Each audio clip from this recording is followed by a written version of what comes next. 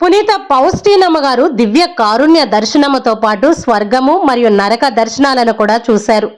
క్రీస్తు ప్రభు యొక్క దైవిక దయ కరుణ దర్శనాలతో పాటు స్వర్గములో అంతిమ విశ్రాంతి స్థల దర్శనాలను కూడా చూశారు.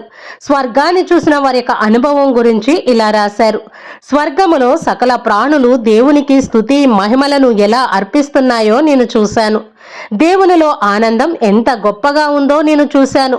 ఆ ఆనందం సకల ప్రాణుల్లోకి వెళ్ళి తండ్రి కుమార పరిశుద్ధాత్మ దేవుణ్ణి ఎలా స్తుతిస్తూ ధ్యానిస్తూ మహిమపరుస్తున్నారో నేను చూశాను అని వారి యొక్క దర్శనం గురించి డైరీలో రాశారు.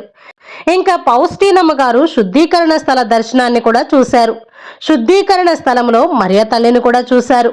ఆ దర్శనంలో పౌస్టీనమ్మ గారు ఆత్మలతో కూడా మాట్లాడారు.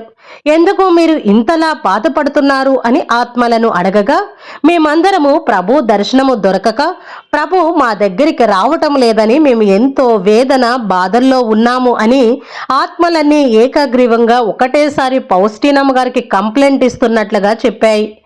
ఆ దర్శనంలో పౌస్టీనమ్మ గారు ఒక అందమైన దృశ్యాన్ని కూడా చూశారు.